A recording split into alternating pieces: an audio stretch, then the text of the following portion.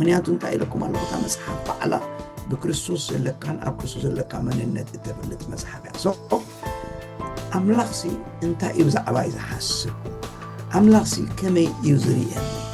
ኣምላኽሲ ከመይ እዩ ዝጥምተኒ ኣምላኽሲ ከመይ እዩ ዝርአኒ ኣምላኽሲ ከመይ እዩ ዝጥምተኒ ይፈልጠኒ ግን ብኸመይ ናይ መገዲ እዩ ዝርአኒ ዝብል ዓይነት ኣብ ውሽጦም እንተደኣ ተመላሊሱ ሓደ ነገር ክበፅሖም ከሎ ሓደ ነገር ክኾኖም ከሎ እንታይ ክኾን እዮም ማለት እዩ በቃ ከምዚ ትሑትነት ክስምዖም እዩ ሕጂ ንኣብነት ከምቲ እቲ ከባቢኦም ብፍልጠት ፀብለል ኢሉ በዚ ምድራዊ ፍልጠት ፀብለል ኢሉ ስለ ዝነበረ እዞም ሰባት እዚኣቶም ከዓ እቲ ብዛዕባ ኣብ ደገ ዘሎ ፍልጠት ኣዝዩ ንእሽተይ ስለ ዝነበረ እንታይ ኮይኑ ክስምዖም ማለት እዩ ንሕና ብዙሕ ግዜ ሲ እነገድስ ሰባት ኣይኮንናን ኣብ ዝብል ዓይነት ነገር ከኣቱ ይኽእል እዮም ግን እንታይ ዝብል ዘሎ ጳውሎስ ኖ ለትሚ ከብረሃልኩም ይብሎም ኣሎ ክገልፀልኩም ይብሎም ኣሎ ከብረሃልኩም ሓደ ነገር ኣምላኽ ብዛዕባኹም ዝሓስቦ ኣምላኽ ብዛዕባኹም ዝርኦ ነገር ንሱ ክትፈልጡ እፅሊ ኣለኹ ብፍልጠት ኣምላኽ እናዓበኹም ብፍልጠት ኣምላኽ እናዓበኹም ከምቲ ኩሉ ግዜ ዝብሎ ኣምላኽ ፈሊጦም ክውድእዎ ኣይክእሉን እዮም ምክንያቱ እንተደኣ ተፈሊጡ ዝውዳእ ኮይኑ ኣምላኽ ክበሃል ኣይክእልን እዩ ከምቲቶም ፈላስፋታት ዝብልዎ ድሩት ዝኾነ ነገር እንተደኣ ኮይኑ በቃ ፍልጥ ኣቢልካ ወዲእኻ በቃ ፈሊጠ ኣለኹ ዛ ኣምላኽ እዚ ክብሉ እዮም ግን ከምኡ ይኮነን ሕጂ ግን ነዚ ክዕርዮ ዝኽእል ጳውሎስ ዝብል ዘሎ ነዚ ክዕርዮ ነዚ ከፀብቆ ዝኽእል ግና እንታይ እንድሕልኩምኒ እንተደኣ ኣምላኽ ብዛዕባኹም ዝሓስቦ ሓሳብን ብዛዕባኹም ዘለዎ ኣረኣያን እንተደኣ ፈሊጥኩም እሞ እዚ ከዓ እንታይ እንዳኾነ እንድሕር ከይዱ እናዓበየ እንድሕር ከይዱ ምስ ንማሕበር ኤፌሶን ዝፀልዮ ፀሎት ብቁርቢ መሳሰሊ ምክንያቱ ዓይንቲ ልብኹም በርዩ ተስፋ ፅውዑ እንታይ ምዃኑ ሃብቲ ርስቲ ክብሩ ኣብ ቅዱሳኑ እንታይ ምዃኑ ክትፈልጡ እፅሊ ኣለኹ ዝበሎ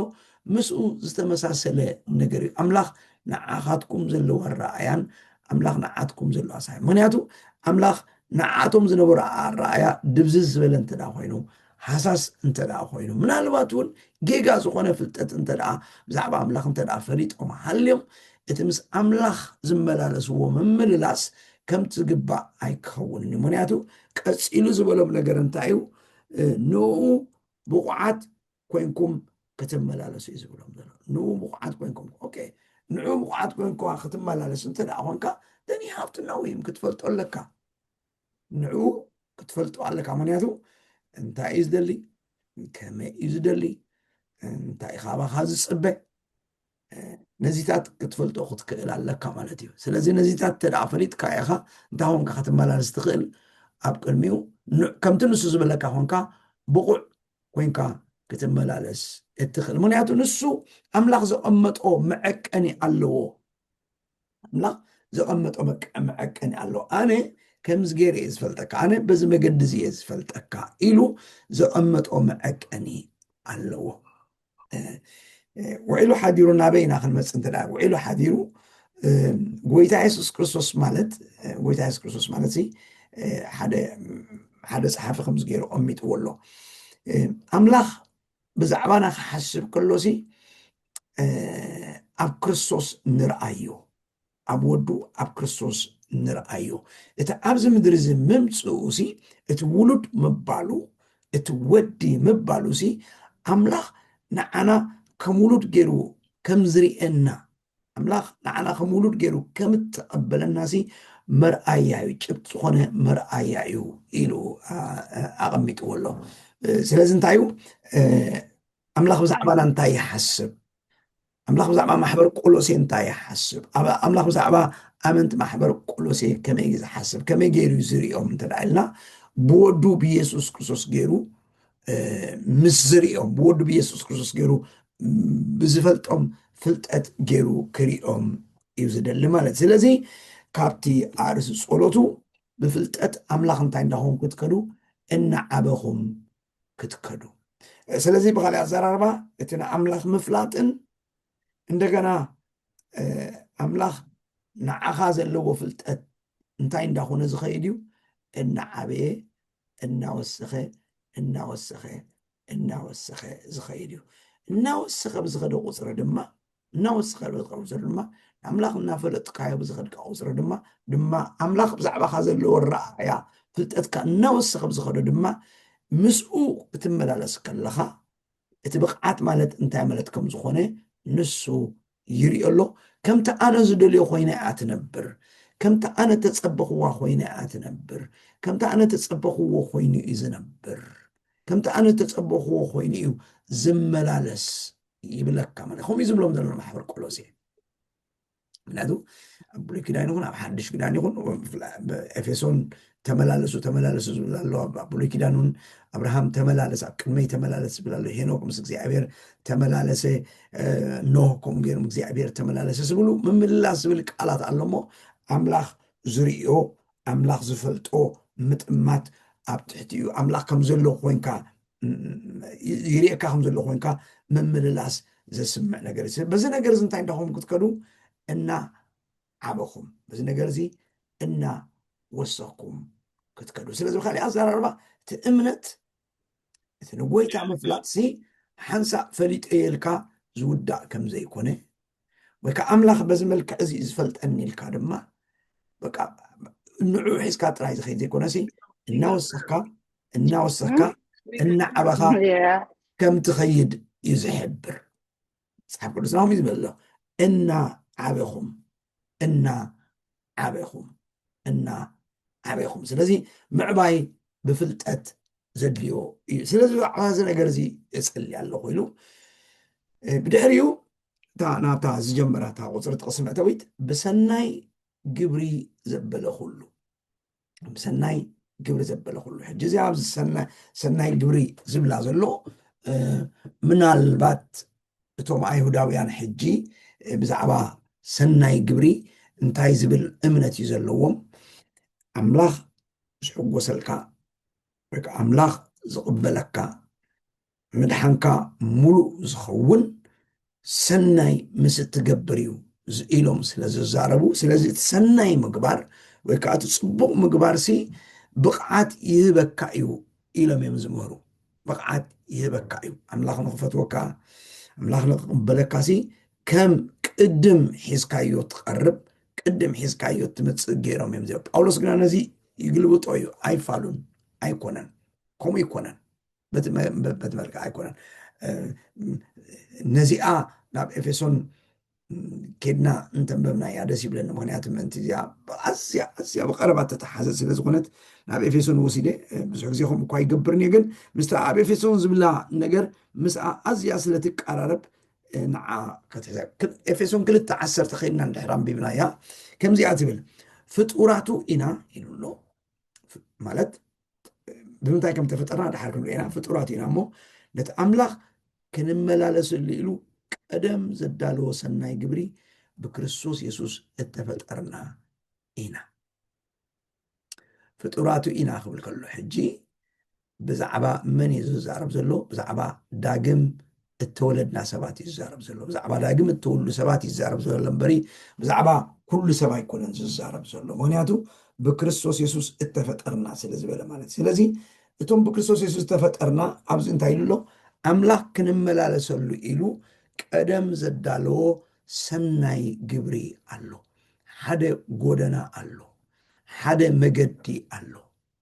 ንሕና ነበግሶ ኣይኮነን ንሕና ንልዕሎ ኣይኮነን እንታይ ዳ ኣምላኽ ባዕሉ ዘበገሶ የኽብል ሰናይ ግብሪ ዝብሎ ዘበለ ኩሉ እታ ናብ ቆሎሴ ክምለስ ማለት ምዕራፍ 1:10 ብሰናይ ግብሪ እንታይ እንዳኾንኩም ክትከዱ ፍረ እናፈረኹም እዚ ሰናይ ግብሪ ብፍላይ ምስታ ናይ ኤፌሶን ከመይ ገይረ ከተሓሕዞ መስለኩም ዝኾነ ይኹን ከምዚ ገይሩ ከምዚ ስእሊ እዚ ዝረኣይ ንክሓስቦ ከለኹ እታ ናይ ኤፌሶን ናይዚያ ከተሓሕዝ ከለኹ ከመይ ገይረ እዩ ዝርአ ባቡር ቅድሚ ተሰሪሓ ኣብ መገዲ ባቡር ምምፃእ ቅድም እንታይ እዩ ዝስራሕ መገዲ ባቡር ይስራሕ መገዲ ባቡር ይገጥም ሽዑ እታ ባቡር መፅያ ኣብቲ መገዲ ባቡር ኮፍ ትብል ረዲኩም ኣሎ ትበሃላይ እምበር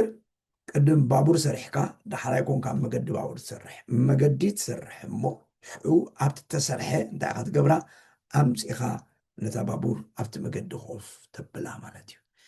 ልክዕ ድማ ኣምላኽ እንታይ ገይሩሎ ብክርስቶስ ዳግም ምስ ፈጠረና ብክርስቶስ ዳግም ምስ ተወለድና ዛጊት ድሮ እንታይ ዝገብሮ ሕንፃፅ ኣሎ ድሮ ዘቐመጦ መገዲ ድሮ ዘቐመጦ ጎደና ድሮ ዘቐመጦ መገዲ ድሮ ዘቐመጦ ጎደና ኣሎ ስለዚ ስለ ዘሎ እንታይ ዝገብረና ንዓና ወሲዱ ኣብቲ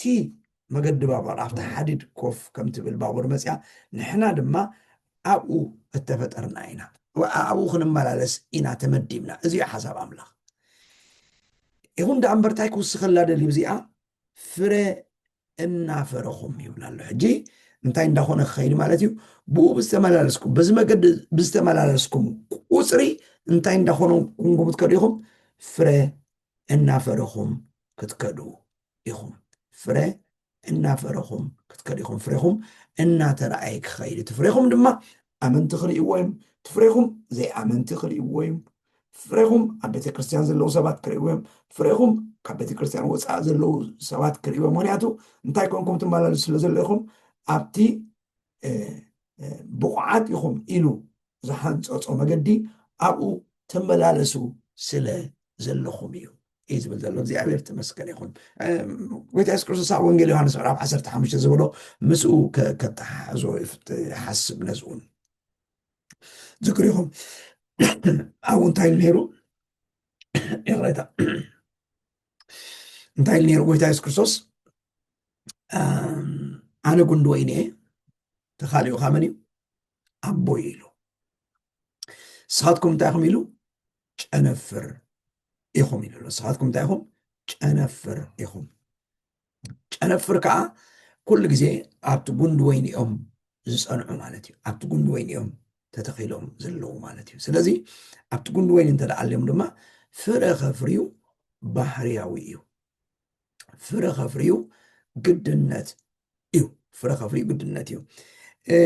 ኣብ ኣላ ሓንቲ ጥቕሲ ጥራይ ትንክፍ ኣቢልያ ካልእ ግዜ ዕረ ክብራይ ካልእ ፅቡቅ ገይረ ክምረኩም እየ ኣብኣ ዘላ ጥቕሲ ፍረ ዘይፈሪ ዘበለ ኩሉ ክቆርፀ ቆሪፀ ድማ ክድርብ እየ ትብል ንሳ ምናልባት ዋላ ሕጂ እውን ኣብ ጉግል ኣቲኹም ራእይኹም እዞም ወይኒ ዝገብሩ ሰባት ወይኒ ዘራብዑ ናይ ወይኒ ሰብ ሞያ ዝኾኑ ሰባት ዝጥቀሙሉ ሲስተም ኣሎ ደራስ ተቢልኩም ምናልባት ወይኒ እንድሕር ተኺልኩም ኮይንኩም ኣብ ገዛ ወይ ኣብ ዓዲ ብዙሕ ግዜ ኹም ንገብና ኣብቲ ካንሸሎና ንተክል እንዲና ብዙሕ ግዜ እቲ ወይኒ ምእንቲ ፍረ ክፈሪ ክሳዕ ፍረ ዝፈሪ እንታይ ኢና ንገብር ባላታት ንገብረሉ ሞ እናተጠምጠመ ናብኡ ምእንቲ ክኸይድ ኢና እንገብሮ ማለት ኩሉ ግዜ ናብቲ ባላ ክጥምጠም ንገብሮ ምክንያቱ ጠልጠል ተዳኢሉ እንታይ ክኸውን እዩ ክወድቕ ይኽእል እዩ ማለት ናይ ምውዳቕ ዓቕሙ ኣዝዩ ዓብዪ ስለዚ እንታይ ኢኻ ትገብሮ ኣቕኒዕኻ ኢኻ ተጋጥሞ ኣቕኒዕኻ ኢኻ ክፅጋዕ ትገብሮ ማለት እዩ ጎይታ ኢየሱስ ክርስቶስ ዝብሎ ዘሎ ኣባሕላውን ልክኹም እዩ ጎይታ ኢየሱስ ክርስቶስ ዝብሎ ኣባህላኻ ልክኹም እዩ ከምዚ ቆሪፁ ኣይኮነን ዝድርብዮ ኣብ ሓዊ ኣይኮነን ክድርብዮ ክብል ከሎሲ እንታይ ክብለን ይመስለኩም ነቲ ክፈሪ ዝግብኦ እሞ ምእንቲ ዕሪ ክፈሪ እንታይ ይገብሮ ማለት እዩ የቕንዖ ናብቲ ጉንዲ ከም ዝፅጋዕ ይገብሮ ናብ ምባል እዩ እታኡ ዘላ ሓሳብ እዚ ቁርብ ዋይነሪ ዝብል ኣቲኹም ኣብ ጉግል ክትኣትዉ ትኽእሉ ኢኹም ዋይነሪ እንታይ ከም ጥቀሙ ወይ ከዓ እንታይ ዓይነት ስልቲ ከም ዝጥቀሙ መሊቱ ነቲ ፍረ ብዙሕ ፍረ ከም ዝገብርዎ ኣብኡ ኣቲኹም ክትርእይዎ ትኽእሉ ኢኹም ሓራይ ዝኾነ ይኹን ንሱ ይኮነና ርእስተይ ናይ ሕጂ እግረ መገደይ ጥራይ ግን እንታይ ይብሎም ኣሎ እዚ ብሰናይ ግብሪ ዘበለ ግና እንታይ ክትኮኑ ይደሊ ኣለኹ ፍረ ክትፈርዩ እደሊ ኣለኹ ብሰናይ ግብሪ ዘበለ እንታይ ክትኮኑ ፍረ ክትፈርዩ እደሊ ኣለኹ እቲ ፍሬኹም ከዓ እናወሰኸ ምንቲ ክኸይድ ፍሬኹም እናበስሐ ምንቲ ክኸይድ ካብታ መገዲ ባቡር ግን ኣይትውፅኡ ካብታ መገዲ ባቡር ግን ኣይትኸይዱ ምክንያቱ ከምቲ ዓንተ ዝብልኩም እታ ባቡር ሲ ካብቲ መስመራ እንተዳወፅያ ክትፀድፍ እያ በቃ ናብዘይ ቦታ እያ ክትከይድ ስለዚ ኩሉ ግዜ ኣብ ምንታይ እያ ክትከውን ዘለዋ ማለት እዩ ኣብቲ ሓዲድ ወይ ካብቲ ሓፂን ወይ ካብቲ ተመሰረተላ ኣብቲ ሰሪት ዝላለ ኣብያ ትኸውን ስለዚ ንስኻትኩም ከዓ ብሰናይ ግብሪ ዘበለ ፍረ እናፈረኹም ክትከዱ ብቑዓት ኮይንኩም ተመላለሱ ዝብሎም ዘሎ ኣብቲ ተሓንፂፅልኩም ዘሎ ኣብቲ ተመዲብልኩም ዘሎ ሕንፃፅ ኣብኡ ተመላለሱ ኢኹም እዩ ዝብል ዘሎ። ኣብኡ ተመላለሱ ኢኹም እሞ ኢፊሉዛት እንተ ደኣ ከምኡ ገይርኩም ድማ እንታይ ክትኮኑ ኢኹም? ፍሬኹም እናበዝሐ ፍሬኹም እናዓበየ ክኸይድ እዩ። ናይዚአን ኩለን ጥቕለል ሕጂ ረኣዩ ብሰናይ ግብሪ ዘበለ ሓደ ፍረ እናፈረዩ ክልተ ፍልጠት ኣምላኽ እናዓበዩ ምስ ዝኸዱ ድሕሪኡ ድማ ኣብ ቅድሚኡ ብቑዓት ኮይኖም ክመላለሱ ከለዉ ውፅኢት ናይ ዝኩሉ እንታይ ክኸውን ድሕልኩምኒ ንኣምላኽ ብኩሉ ባህ ዘብሉ ይኾኑ ማለት እዩ። ንኣምላኽ ብኩሉ መገዲ እንታይ ይብሉ? ባህ ዘብሉ ይኹኑ። ንኣምላኽ ዝሐጉሱ ይኹኑ። ኣምላኽ ዝሕጎሰሉ ሂወት ኣለዎም ማለት እዩ። ኣምላኽ ዝሕጎሰሉ ሂወት፣ ኣምላኽ ዝዓግበሉ ሂወት፣ ኣምላኽ ዝምስክረሉ ዓይነት ሂወት ክህልዎም ይኽእል እዩ ማለት እዩ። ኣምላኽ ዝምስክረሉ ዓይነት ሂወት፣ ኣምላኽ ዝፈልጦ ዓይነት ሂወት፣ ኣምላኽ እዎ እዩ ዝብሎ ዓይነት ሂወት ክህልዎም ግና እዞም ጳውሎስ እጽልየልኩም ኣለኹ ዝብሎም ዘሎ ኣርስታት ጸሎት ዝጽልየሎም ዘሎ ጸሎት ንሳቶም ኣብ ሂወቶም ክኾኑን ኣብ ሂወቶም ክረኣዩን ኣብ ሂወቶም ክንጸባረቑን ክኽእሉ ኣለዎም። እዞም ነገራት እዚኦም ብዝተረኣየ ቁፅሪ ብተንጸባረቐ ቁፅሪ ግና እንታይ ክኸውን እዩ? ንኣምላኽ ባህ ዘብሉ ክኾኑ እዮም። ሕጂ ብፍላይ ንማሕበር ቆሎሴ ከም ኩለን ማሕበራት ጳውሎስ ስነ መለኮት ጳውሎስ ከዓ ኣረኣያ ስነ መለኮታዊ ኣረኣያ ጳውሎስ እንታይ እንድሕልኩም ብሓደ ሓፂር ቃል እንታይ እዩ? ንኣምላኽ ባህ ክተብሎ ኣምላኽ ባህ ክብሎ እዩ፣ ኣምላኽ ክሕጉሶ እዩ ኢልካ እትገብሮ ነገር ከምዘየለ እንታይ ዳ ኣምላኽ ዛጊት ተሓጒሱ ከም ዘሎ ኣምላኽ ዛጊት ባህ ኢልዎ ከም ዘሎ በዚ ፍልጠት እዚ ክንመላለስ እዩ ዝደሊ ሓዋርያ። እዚ ረኣያ ወይ ከዓ እዚ ፍልጠት እዚ እናዓብየን እዚ ፍልጠት እዚ እናወስኸን ክኸይድ እዩ። ምክንያቱ እዚ እንተ ደኣ ጌርኩም እዩ ኣምላኽ ባህ ዝብሎ ኣብ ዝብል ነገር ዓይነት እንተኣትዩ ናበይ ገፁ ክኸይድ ይመስለኩም? ናብቲቶም ኣብ ማእኸሎም ኣትዮም ዘለዉ ኣይሁዳውያን ናብኣቶም ክኣትዉ ናብቲ ትምህርቶም ገጾም ክኸዱ እዮም። ምክንያቱ ንሳቶም እንታይ እዮም ብሎሞም ነይሩ? ዕሙቕ እንዳበልና ክንክርዮ ስለ ዝኾንና ናብቲ መፅሓፍ ግን እንታይ እዮም ዝብልዎም ዘለዉ? ምድሓንኩም ሙሉእ ኣይኮነን ዘሎ፣ ኣምላኽሲ ኣይተሓጎሰን ዘሎ ብኣኻትኩም፣ ኣምላኽሲ ኣይዕጉብን እዩ ዘሎ ብኣኻትኩም እዮም ዝብልዎም ዘሎ። ኣምላኽሲ ዕጉብ ኣይኮነን ዘሎ ብኣኻትኩም ስለ ዝበልዎም እንታይ ደኣ ክገብሩ ኣለዎም? ዕጉብ መታን ክኸውን ስርዓት ክቐምጥሎም ጀሚሮም፣ ስርዓት ኣመጋግባ ክቐምጥሎም ጀሚሮም፣ ስርዓት ምብዓል በዓላት ክቆፅርሎም ጀሚሮም። ኣይትተሓዝ፣ ኣይትተንኪ፣ እዚ ኩሉ ምስ ትገብሩ እዩ ኣምላኽ ክሕጎስ ወይ ከዓ ኣምላኽ ባህ ዝብሎ ናብኡ እዮም። ጳውሎስ ከዓ ነዚ ከፍርስ ደልዩ። ጳውሎስ ከዓ ፈፂሙ እዚ ፈፂሞም ክሓስብዎ ከም ዘይብሎም ፈፂሞም ክፍትንዎውን ከም ዘይብሎም ገይሩ እዩ ከቐምጦ ደልዩ ዘሎ ጳውሎስ ብዛዕባ እዚ ሓሳብ እዚ ፈፂሙ ማለት ካብቲ ቅኒተ ኣእምሮ ወይ ከዓ ቅኒተ ሓሳብ ዝበሃል ሲ ካብኡ ፈፂሙ ከውፅኦ እዩ ደልዩ ዘሎ። ብዛዕባ ፈፂሙ ከምኡ ዝብል ዓይነት ነገር ኣብ ኣእምሮም ትዝ ክብሎም ከም ዘይደሊ እዩ። ምናልባት ንሱ ክኸይድ ይኽእል ይኸውን ኢለ ዝሓስቦ ኣብነት እንታይ እዩ? እዞም ኣብዚ ኣውሮጳ ዝውለዱ ደቅና እዞም ቆልዑ እዞም ወለዲ ይርዳእና ኣብዚ ዓዲ ኣብዚ ኣውሮጳ ዝምዕብሉ ኣብዚ ወስተርን ተወለዱ ቆልዑ እንተዳሪኾም ኣተዓባቢኦም ንሕና ነጊርናዮም ጥራይ እውን ዘይኮነ ኣብቲ መዋዕልቶም ኣብቲ ሕብረተሰብ እተለምደ ባህሊ ንቡር ዝኾነ ባህሊ ኦፍኮርስ እዞም ምዕራባውያን ትፈልቲኹም ተቐደም መፅሓፍ ቅዱስ እዩ መሰረቶም ነይሩ። ስለዚ ትሕጎም ይኹን እቲ ሞራላዊ ኤቲካዊ ኣካይዶም ምስቲ መፅሓፍ ቅዱስ ዝብሎ ነገር ይኮይኑ፣ ግን እንታይ ኮይኑ ንሱ ከምዚ ሓደ ክፍሊ መንነቶም ይኮይኑ ትኹማ መፍለጢኦም ንሱ ማለት እዩ። ስለዚ ዘይናትካ መልዓል ዝበሃል ንኣብነት ዘይናትካ መልዓል ፈፂሞም እዮም ዘይሓስብዎ፣ ፈፂሞም እዮም ዘይግምትዎ። ያ ኣይናተይን እያ ይትረፍዶ ዘይናትካ መልዓል ዋላ ኣብ ገዛ ከማን ናይ ወለዶም ኣይደቆም ናይ ኣቦኦም ናይ ኣዲኦም ከይተረፈሲ ወይ ናይ ሓዎም እዚ ናተይ ኣይኮነን ናይ ኣቦ እዩ፣ እዚ ናተይ ኣይኮነን ናይ ኣደ እዩ፣ إذن يكون إنه يحوي زول عن قام مستقم أزمة رابع عالم داريهم هنا ولا ولا تناتي سنات كائن تبلكايوم أبتقني تأمر منكم أيكون أنت قمي تزل سلزي نعوم لمد وكان نعوم بحر يا ونجر زيناتهم أيناتهم من توديو حراي لما أنت إذا عملنا تمسيو أولوس كان تأخذ بردني مثلكم نما حبر قولوسي تكني تحسبهم تي أبوش تزحسبوا حسابسي أملاخ نخحقوس إلهم منم عينة تقر كي قبرو كي يسعرو ونياتو انت دا أبكم عينة حشوية آتيوم أبكم عينة أنكل انت دا آتيوم أم انت كآتيوم أبتي عيوداوي إمنت كآتو خجمري مالتي أبتي عيوداوي إمنت دما انت أمزولو أمزلو أملاخ يتحقوس أزلو انت حقوس لكم بار إذا قبرو إزملو يمزلو أمزلو أورسكا no way أبكم فتسيمكم كتآتو يولكمن فتسيمو زي دقرزي كرئ يبلون كتحسبون يبلكم أب أمرخمون كمتس يبلون تخوم عينة نجاري خبلهم دليل أملاخ زاقيت بأخاتكم حقوسي حجيجن كتملالس خلهم مسوغ تعاتو خلهم اتي بكريستوس لكم مننت اتي بكريستوس لكم مننت نسو فلتكم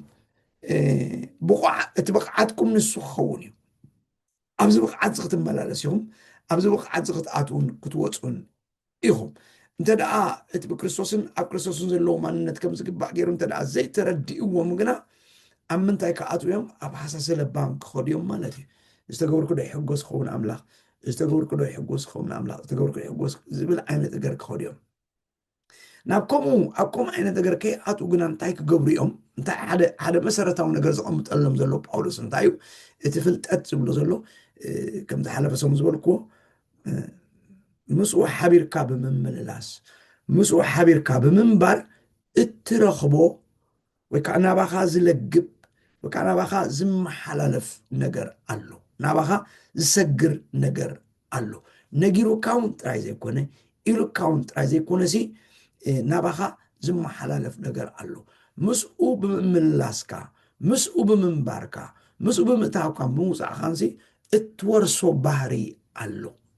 أبدم كذا أتو نجر ألو كي تردعكس كم وين كائخا اتزارب كم وين كائخا اتملالس كم وين كائخا اتر زرعك سب زبل قلوسي كم كل سب كم زيكون كا جنا فليز بالكسب إخا فليز بالكلو مغني عند ما خلي كوني كون انتايدا مس كريستوس أبيركا مس كريستوس حبيركا مس كريستوس لجيبكا أو وشت كريستوس كوينكا تنبرن تملالسن سلازلها اتتريون اتتنس أبارقون اتي بدق الرأي زبله كله نكريستوس كم تمثل إيو زقبركا يخبلهم سلازي نابي يخطو مدلي باولوس نابتي مسؤو محبار أب أموخان مسؤو مخان نامبال إيو مسؤو بزخود كاقصر رما انتا عندهم كات كيريخا بزعبو زلكا فلتت بزعبو زلكا ردي دما إنها تقلس ألكا كخيريو مالت أملاخ إيزو بلوم زلو أملاخ نرسيو زقلس ألكا انتا داهون كاخا مسؤو جيزيه مستحلف مسؤو مستملالس أملاخ دما انتا عندها قبل الكاي خير اتمنى النتوخا إنها قلس ألكا إنها قلس ألكا يخير من ياتو أملاخ سي كم تقدم خجمر كالله زبالكو أملاخ نرسو انتا زي قلس ألكا بعلخا خفلت إلكا تسعيركا اتفلت أفلت يلن من البات كم تقدم زبالكو نوسيس كلو كاي خيليو حبريتا خلو كاي خيليو زعبو كمزي بمنباب ديو بمصحف ديو كالو سبات بزنقرو عينة مقد غيركا بزعبا እግዚአብሔር ክትፈልጥ ትኽእል ኢኻ ንዑ ንኽትፈልጦ ግና ንሱ ርእሱ ክገልጸልካ ኣለዎ ንሱ እንተደኣ ርእሱ ገሊጸልካ ድማ ምስኡ ምምልላስ ምስኡ ብቑዕ ኮይንካ ምምልላስ ድማ እቲ ዝቐለለ እዩ ዝኸውን እቲ ዝገለጸ እዩ ዝኸውን ብሉይ ኪዳን ይኹን ኣብ ሓድሽ ኪዳን ይኹን ኣምላኽ ንሰባት ርእሱ እናገለጸ ስለ ዝኸይድ نسبات رأسه النفالت أسل الزخيد نسبات رأسه النار أسل الزخيد سبات كا نعو النفالت هو يخدو نعو بزفلت هو قصر دما الناس عبوه እናኽበርዎ በቲ ንሱ ዝደልዮም መዐቀነታት ኩሉ ድማ እናማልዎ ይኸዱ። ስለዚ እዚ ንክገብሩ ግና እንታይ ክገብሮም ኣለዎ ማለት እዩ? ክግለፀሎም ግና ኣለዎ። ኣምላኽ ክግለፀልካ እንተ ኮይኑ ድማ ምስኡ ክትከይድ ክትክእል ኣለካ ነው ዝብል ሓሳብ ይኸእትዎም ደልዩ። ስለዚ ጸሎት ጳውሎስ ኣብ ቁፅሪ 9:10 እዚኣተን ዝፅልየን ዘሎ ጸሎት ብፍላይ እታ ፍልጠት ትብሎም ዘሎ ሕጂ ኣምላኽ ባዕሉ ዝህበካ ፍልጠት ብዛዕባ ርእስኻ ብዛዕባ ኣምላኽ ብዛዕባ ዝኽልተ እዚ ብዛዕባ ኣምላኽ ብዛዕባ ርእስኻ ኣምላኽ ዝህበካ ፍልጠት ወይ ከዓ ኣምላኽ ዝህበካ ርድኢት ኣሎ። ግን እንታይ ክኸውን ኣለዎ ማለት እዩ? ብሓንሳእ ግዜ ብዝሕለፍካ ቁፅሪ ብሓንሳእ ብዝተመላለስካ ቁፅሪ ግና ኣምላኽ ርእሱ እናገለፀልካ እዩ ከይድ ዝብል ሓሳብ እዩ ክቐምጠሎም ደልዩ። እዚ ከዓ ንቡር እዩ ማለት ሰባት ከመይ ጌርና ኢና እናፈለጥናዮም ንኸይድ እንድሕልኩምኒ ሰባት ምስኦም ግዜ ብዝሕለፍናዮ ቁፅሪ ኢና እናፈለጥናዮም ንኸይድ ምስኦም ግዜ እናወሰድና ብዝኸልና ቁፅሪ እንታይ እንዳኮና ንኸይድ እናፈለጥናዮም ንኸይድ እንተደኣ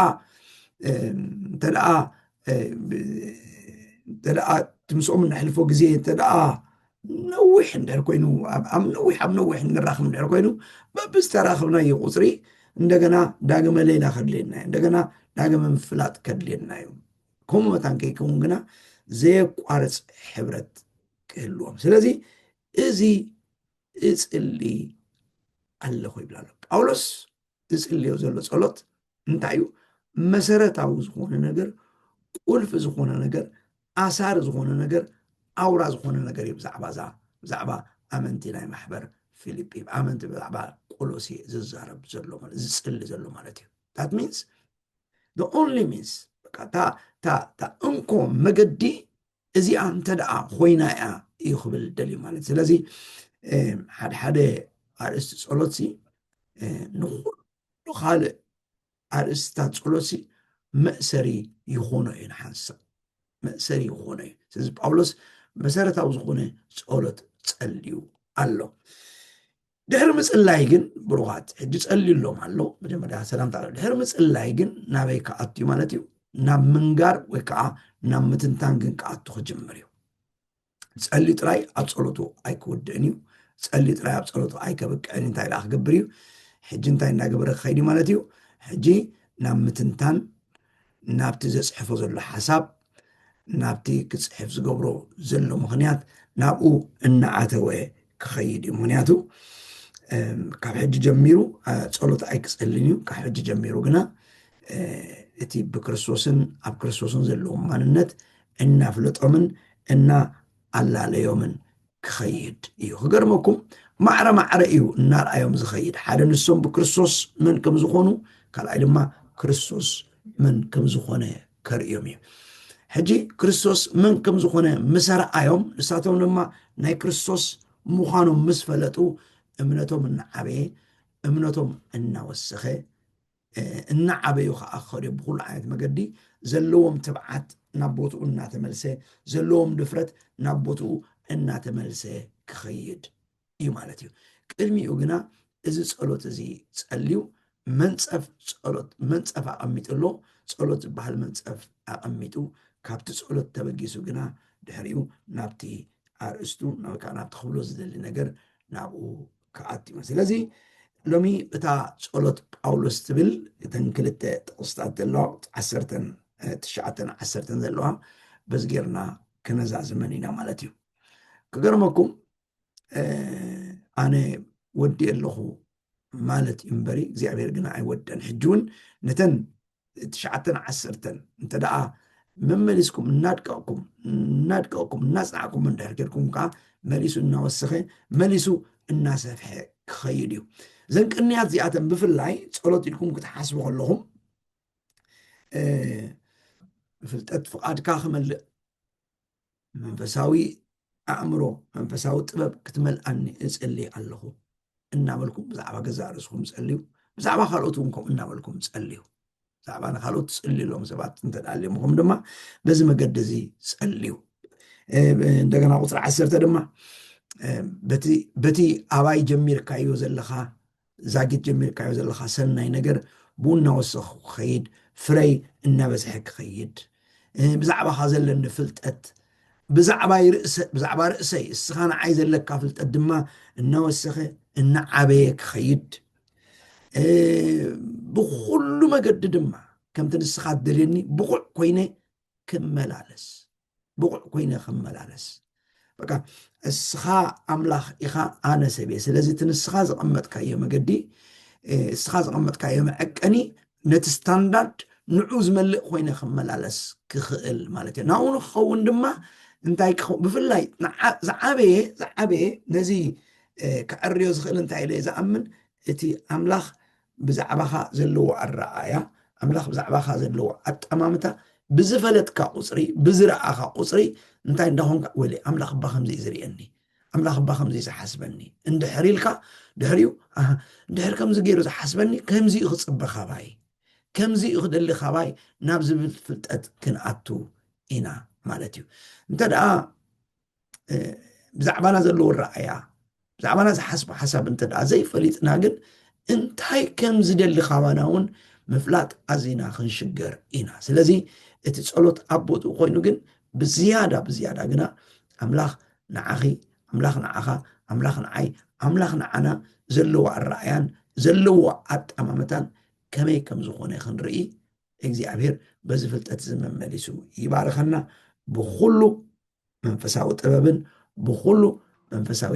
ኣእምሮን ይምላኣና እግዚኣብሔር ተመስገነ ይሁን እግዚኣብሔር ይባርኩም ወይታት ተመስገነ ይሁን ኣብዚ ኣጠጠው ከብል ምክንያቱ ብድሕሪኡ ትዳ ጀሚረት ካልእ ጥቅስታት ናይ ምስ ጸሎት ተተሓዘ ስለ ዘይኮነ ብዛዕባ ጸሎት ዝምልከት ግን ኣብዚኣ ውድዮ ማለት እዩ